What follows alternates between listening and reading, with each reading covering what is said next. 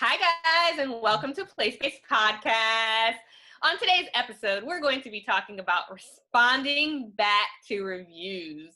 My name is Yolanda, and I am the owner of a business called Place Space Solutions. I am the former owner of an indoor play space called Amaya Papaya in sunny Orlando, Florida, but I turned myself into a play space coach and consultant after I sold my business last year. Hi, and I am Tammy. I used to be a photographer for 10 years, and now I own a play space in Sacramento, California, called Imagine Play. Yay. So, like we said on today's episode, we're talking about responding back to reviews. So Tammy, let's get started. When you are responding back to reviews, or when you get reviews for your place, what are some of the first thoughts that kind of pop in your head, I guess? I guess it really depends on the review, but I feel like for me, I wanted to do this podcast because I felt like a lot of business owners really freak out when they get a 1-star or a 2-star review.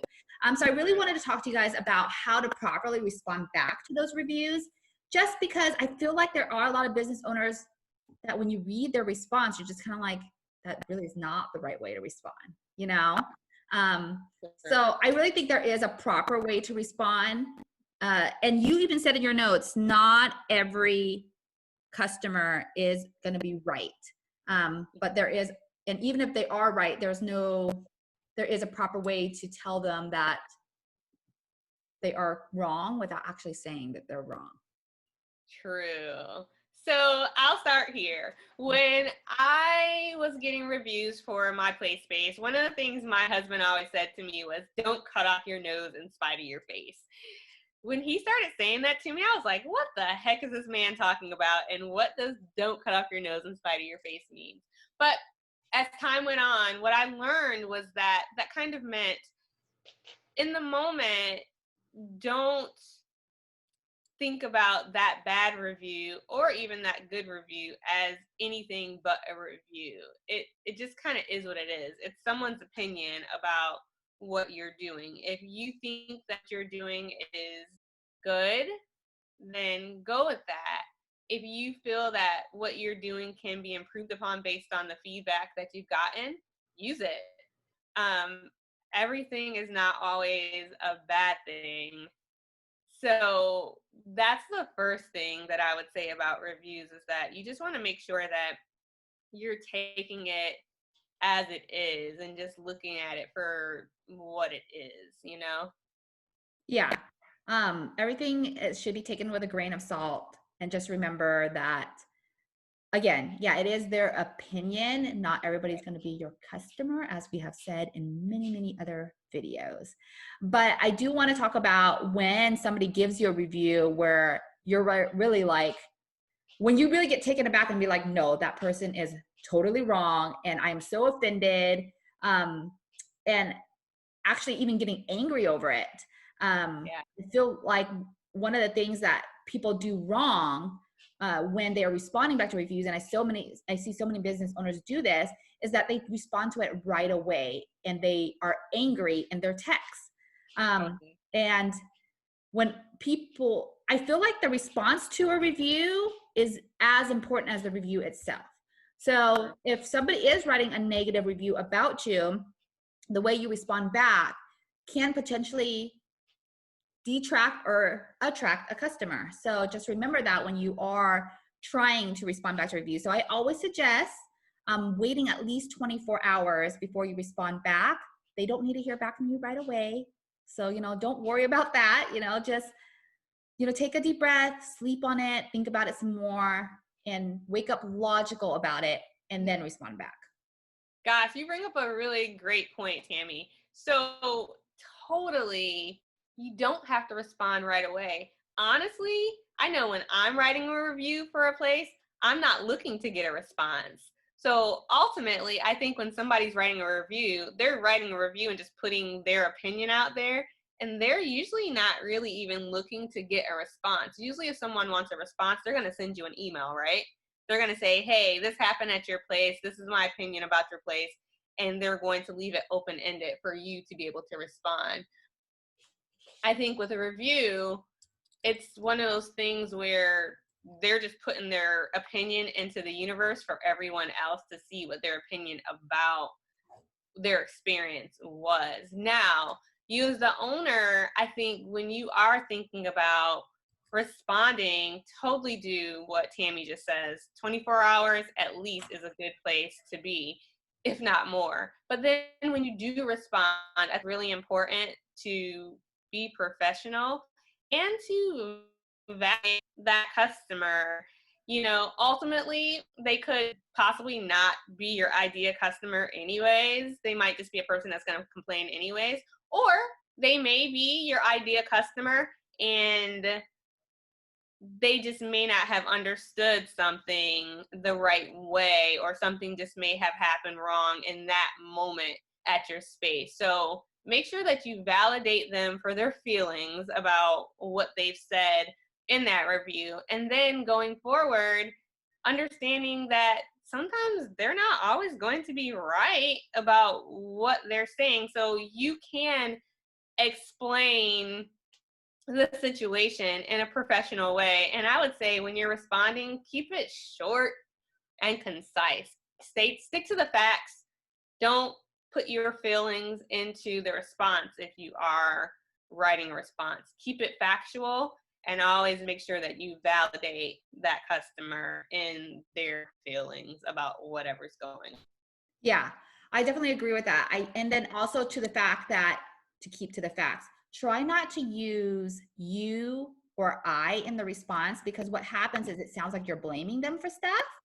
So I always say, like, say they said that, the team member was rude to them or whatever, don't say, well, you did this, so that's why the team member was rude to you. I always try to keep to the facts and just say, well, on such and such day, we evaluated the, things, and we noticed that, this and this and this happened. And then say after the fact what you're going to do about it. If you're going to talk to the team member about it, there's going to be further training about it, whatever it is, but never ever say you. That's so true. Because remember, when you are responding to a review, not only now are people looking at the reviewer's review, but they're looking at your response to the review. And sometimes, even if a review is negative, if you respond to that negative review in a positive or professional way, I found that customers that have seen those reviews have said, hey, I saw this review. It may not have been the best review, but the way you responded was so professional. So I still wanted to come to your place to kind of formulate my own opinion about their place. And in most cases, for me, with my business, they would say, gosh, whatever that person said was totally not true. And maybe they were just having a bad day, or the situation just turned out to be not so good for that person. Also, with reviews, one of the things that I wanted to touch bases on was that every review to your place is important. And what I mean by that is that negative reviews and positive reviews are really important. You should always go through and read your reviews. You shouldn't do it every day, because you're definitely going to stress yourself out by looking for reviews every day. But I would probably say take one day a week or every other week to go through all of your reviews on Google, on Facebook, or Yelp, or wherever else your business may get reviews. And if that platform allows you to respond to those reviews, definitely respond back to every review. What that does, in my opinion, is that it creates dialogue between you and your community, and it helps to establish a rapport with those customers in your community as well. Usually, I feel like it's almost like gift giving. If someone gives you something, it's always nice to say thank you, right? So if someone gives me a good review, or if someone gave me a good review on, I always went in and said, hey, thanks for the stars. Thanks for the great review. I can't wait to see you and your little one back in the space to play again. And if it was negative, sometimes I even said, hey, thank you for that review, like you said, and this is how we're going to correct that thing. But I just think it's really important that we as business owners show the people that are coming to our space when they're giving us something, i.e. here, a review, to just say thank you for even taking time out to put your opinion out there. Yeah. I feel like if you did do that, though, it probably would insinuate a little bit more reviews too by you just saying thank you. Yeah. I don't always respond back to all my reviews, but I do know a place-based owner here who is just not that far from me, 45 minutes away, and she does respond back to every review. And she does it exactly when it happens to. She has notification on her phone, and she just, as soon as she gets one, thank you so much for reviewing us, and just, yeah, even the negative ones, she says, thank you so much for visiting us. Sorry that you had a bad experience. Here's a play pass for next time or whatever, that. So she's very, very good at that. And I think that you have to build yourself up confidently. Yeah. Hopefully, when you're around 3 years or whatever, you'll have that confidence where you can just say, it doesn't really matter.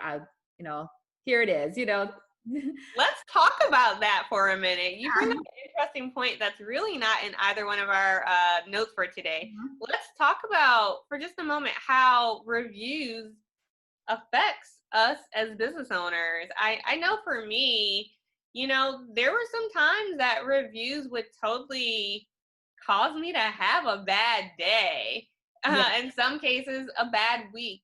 Sometimes someone would say something to personally attack me or to attack the staff members that I had, or attack the space that I've built up to be so great, in my opinion. And I don't think I've ever really gotten a lot of bad reviews, but the handful of ones that I did get, dude, they hurt sometimes. And over time, I did have to build up that tough skin that you hear people say business owners should have. But I'll admit, it did impact me in some ways. Sometimes people being mean, it changed me. It changed how I reacted to things. But those positive reviews also changed me as well. They helped me to feel stronger. They helped me to feel more powerful. And they helped me to understand that people appreciated my business. And on the days that I didn't feel like going to my business or being the preppy, hey guys, how are you doing today?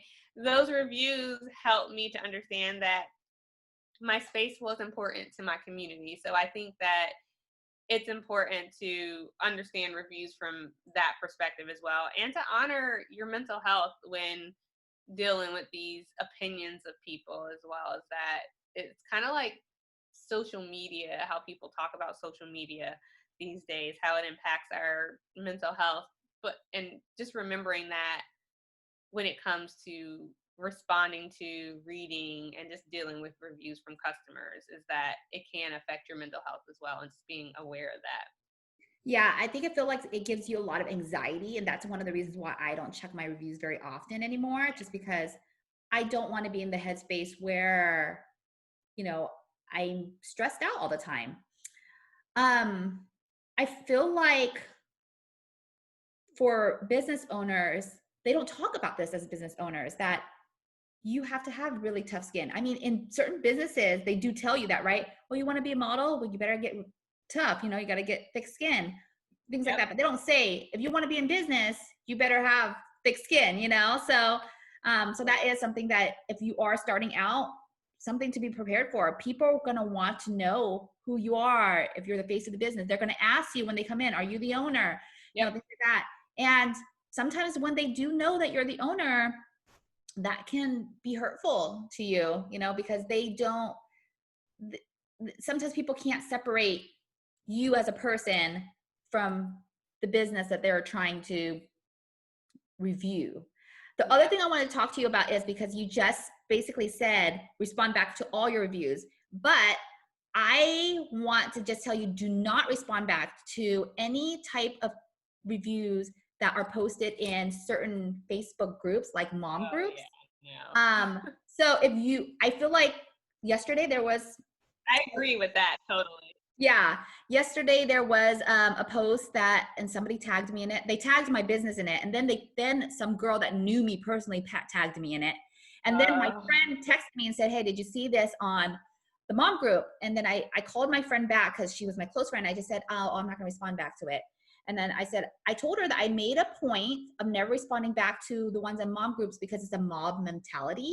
yeah. You're opening yourself up basically for them to make accusations personally to you, Right. or not, they might, but then they want you kind of to like fix it like right away. So don't open yourself up to that. If it is a concern, because right now we're going through a week where there is a concern about play spaces and their cleanliness and things like that. Mhm. If there is a concern, you need to address it on your professional platforms, your website, your Instagram, or your social media. Basically what you're doing is you're saying, I understand your guys' concern. Here's what we're going to do about it, but don't respond back in mom groups. True. Yeah, I do think that in that case, you have control. You have control of everything you do over your business. I think that's something to keep in mind across every situation that you're going to come across as far as when it pertains to your business.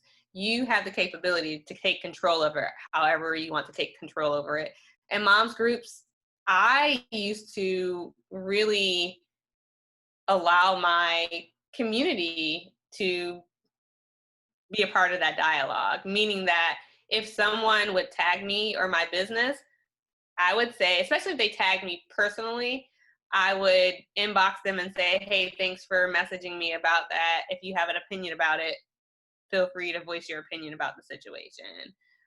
If people would come into my store and say, hey, did you see that someone mentioned you on this community board? If I saw it or not, I would just kind of say, hey, if you have an opinion about it, feel free to talk about it. But yeah, I wouldn't get into that back and forth dialogue with people Yeah. on these community boards because yeah, the mob mentality gets really icky and you just don't want that to become a part of your daily stress in addition to running your business. Yeah. And then you never know. It might generate a review about how the owner did this, this, and this kind of thing. Exactly, because you Don't, may not respond the way they want you to respond, and then it becomes a totally different thing. So yeah. yeah, for sure. I agree with that. I say respond to those, individual reviews on those platforms that provide people to provide reviews. But yeah, in those forums or those moms groups, I wouldn't reply to things like that just because it's just not worth it. And usually I find that your community is going to have answers for the people that come up with those topics anyway. So Yeah. If you just let it go, I just noticed somebody will be like, well, it's on their website. Here's the screenshot. right, Yeah. true that. Always. There's always going to be a mom that's going to be like, here's your website, their website. Go There's read it. always someone. So funny because we have time. Funny story. When my business was up for sale, I had someone come onto a forum and they were like, "Oh my gosh, a Maya papaya is either for sale or it's gonna close. I can't believe this is happening to our city." And one of the people on the forum had never been to my space, had never really even heard of my space. Was like, "Well, it's her fault." That I was selling or closing, whatever. They didn't even know the story, but they were like, it's her fault because she never posted here on this forum. And, for me, I was like, man, I've posted in that forum before, but also I was like, this person wouldn't even be looking for me. So how would they know that I'm not posting in that forum in the first place? I wouldn't be a business that they were looking for. I think they were like, an elderly person that didn't have any kids or grandkids that they would even bring to my place. So why would they even be looking for a play space? So they were commenting about something that they really didn't have factual information on. So, just like you said in the beginning, taking things with a grain of salt and just moving forward is Yeah. really important. So Cool. before we close out, I just want to give you guys a couple of other tips that I have in my notes. One thing I noticed that business owners do way too often is try to justify their pricing. If somebody says to you, well, I feel like you're too expensive, you never say, well, we're so expensive because my rent is this and I have to pay this and my employees are this. Right. Never, ever, ever say that. Just always take it as that person is not your customer. The Thank more you for you your opinion. Yeah, the more energy you put into saying, well, I have all these things to pay for and you don't understand, they really don't understand. They don't care. You're wasting your breath. Don't do it. Right. The other thing is trying to show your expertise, especially if somebody is saying, well, I've been to all these birthday parties before and I didn't like theirs because of X, Y, and Z. Well, you can just say, I'm sorry you had a really bad experience. We've done over 127 birthday parties this year, you know, something like to that effect, because what happens is when somebody's reading that review, they're going to say, oh yeah, well, they probably do know what they're doing because they or have done all these things or whatever, you know. But then you always want to end it with, we definitely will look into it and, you know, do further training or whatever you need to do. And, you know, thanks for coming in kind of thing. Yeah, whatever. Yeah, Yeah. I agree. Any other tips that you want to give before we close out? I just think that the main thing for reviews for me is just understanding that they're just opinions. You know, I have come across so many indoor play space owners who get their feelings really hurt based off of reviews, and it really causes anguish, and it really causes you know some mental health issues that I just think aren't worth worrying about. So just really understand that they're opinions, and if you need to correct those opinions, if you need to correct those things based on the opinions, then do what you need to do in your space to correct it. But if there are things that you just feel like that person's just complaining to complain, let it go and move forward and do what you've set out to do. And that's really just to provide a safe place to play for the people in your community, right? Right, definitely. So the next topic we are talking about is where to source your play equipment. Woo! You can find me at Play Space Owner on Instagram, and my website is at imagineplayeelkgrove.com. Great. And you can find me at Place-Based Solutions on Instagram and on Facebook. You can also find me at my website at placebase.solutions. And as always, we thank you guys for tuning in to our podcast today. And we'll see you on the next episode. Bye.